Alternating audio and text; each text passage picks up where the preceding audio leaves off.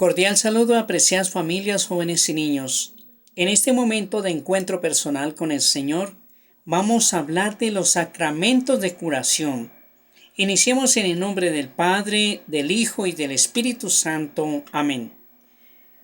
Por los sacramentos de la iniciación cristiana, el hombre recibe la vida nueva de Cristo. Ahora bien, esta vida la llevamos en vasos de barro. Segunda de Corintios capítulo 4 versículo 7. Actualmente, esta vida escondida con Cristo en Dios, Colosenses capítulo 3 versículo 3, nos hallamos aún en nuestra morada terrena. Segunda de Corintios capítulo 5 versículo 1, sometida al sufrimiento, a la enfermedad y a la muerte. Esta vida nueva de Hijo de Dios puede ser debilitada e incluso perdida por el pecado. El Señor Jesucristo, médico de nuestras almas y de nuestros cuerpos, que perdonó los pecados al paralítico y le devolvió la salud del cuerpo, quiso que su iglesia continuase con la fuerza del Espíritu Santo su obra de curación y de salvación, incluso en sus propios miembros. Esta es la finalidad de los dos sacramentos de curación, del sacramento de la penitencia y de la unción de los enfermos. El sacramento de la penitencia y de la reconciliación.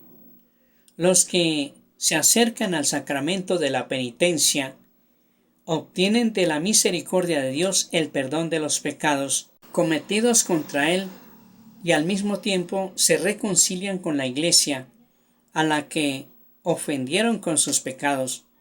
Ella les mueve a conversión con su amor, su ejemplo, sus oraciones.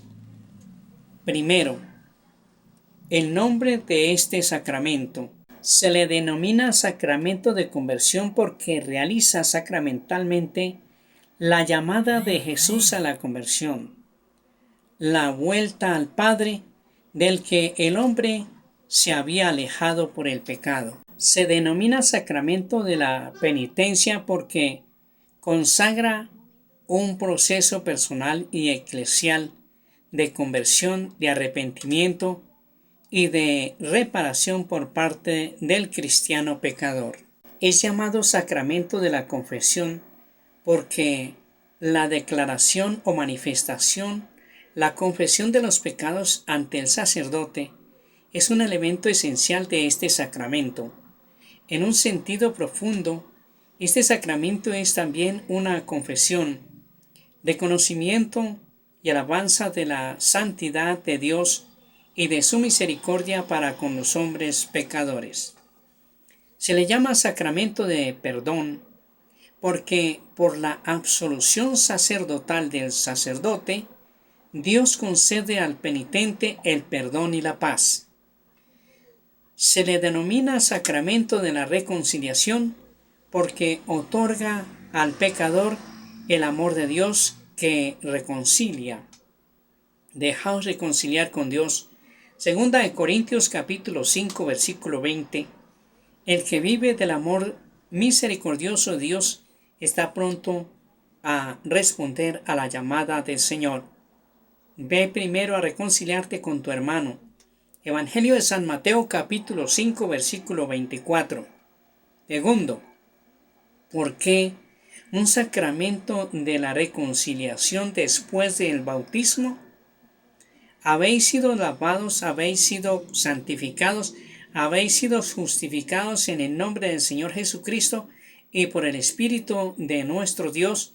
1 Corintios capítulo 6 versículo 11. Es preciso darse cuenta de la grandeza del don de Dios que se nos hace en los sacramentos de la iniciación cristiana para comprender hasta qué punto el pecado es algo que no cabe en aquel que se ha revestido de Cristo. Gálatas capítulo 3 versículo 27. Pero el apóstol San Juan dice también: si decimos no tenemos pecado, nos engañamos y la verdad no está en nosotros.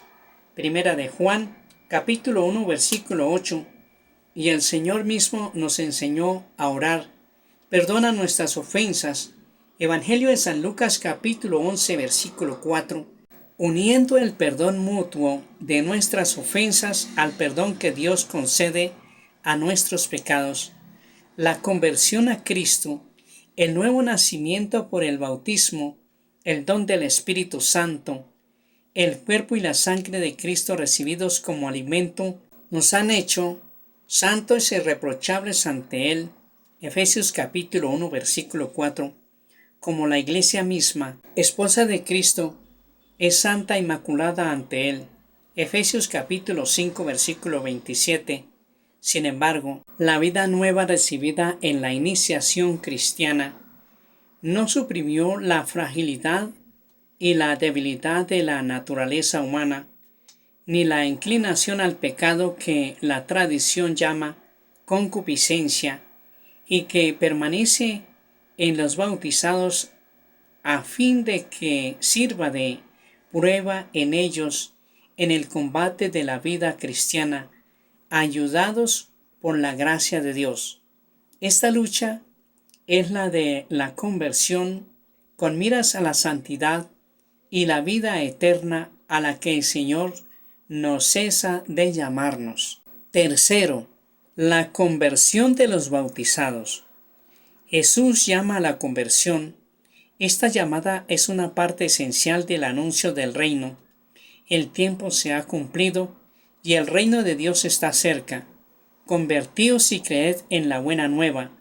Evangelio de San Marcos capítulo 1 versículo 15.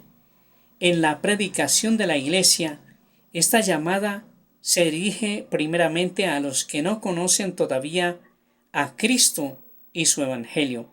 Así, el bautismo es el lugar principal de la conversión primaria y fundamental. Por la fe en la buena nueva y por el bautismo se renuncia al mal y se alcanza la salvación, es decir, la remisión de todos los pecados y el don de la vida nueva. Ahora bien, la llamada de Cristo, la conversión, sigue resonando en la vida de los cristianos. Esta segunda conversión es una tarea ininterrumpida para toda la Iglesia, que recibe en su propio seno a los pecadores y que, siendo santa, al mismo tiempo que necesitada de purificación constante, busca sin cesar la penitencia y la renovación. Este esfuerzo de conversión no es solo una obra humana, es el movimiento del corazón contrito. Salmo 51, versículo 19, atraído y movido por la gracia a responder al amor misericordioso de Dios que nos ha amado primero. De ello da testimonio la conversión de San Pedro tras la triple negación de su maestro. La mirada de infinita misericordia de Jesús provoca las lágrimas del arrepentimiento.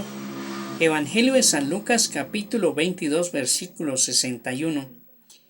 Y tras la resurrección del Señor, la triple afirmación de su amor hacia Él. La segunda conversión tiene también una dimensión comunitaria. Esto aparece en la llamada del Señor a toda la Iglesia: arrepiéntate. Apocalipsis capítulo 2 versículo del 5 al 16. San Ambrosio dice acerca de las dos conversiones que en la Iglesia existen el agua y las lágrimas, el agua del bautismo y las lágrimas de la penitencia. Para gloria del Padre, del Hijo y del Espíritu Santo, el Señor nos bendiga y nos guarde de todo mal, nos conceda la gracia de vivir en su paz y su amor, y nos guarde para la vida eterna, en el nombre del Padre, del Hijo y del Espíritu Santo. Amén.